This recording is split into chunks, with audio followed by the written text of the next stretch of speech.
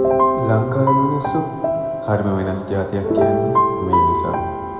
කොච්චර ප්‍රශ්න ආවත් මොන දේ වුණත් තවත් කෙනෙකුට කන්න දෙන්න දෙපාරක් හිතන්නේ නැති මිනිස්සු අපි.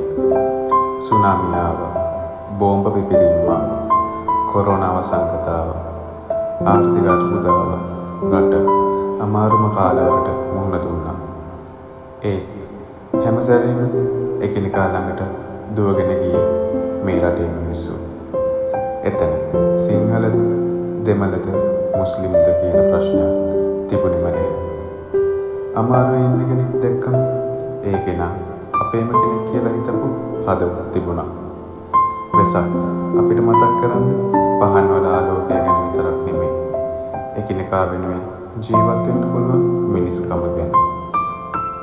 දන්සැලකින් දෙන බත් පිගානක ඉඳන් අමාරු වෙලාවක දෙකු කරන අතක් දක්වා මේ රට තවමත් ලස්සන වෙන්නේ ඒ මිනිස්කම නිසා.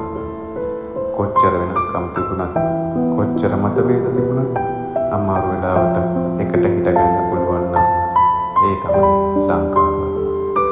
ඒ තමයි අපේ මිනිස්සු. ඒ තමයි අපේ ශක්තිය. ඒ තමයි අපේ මිනිස්කම.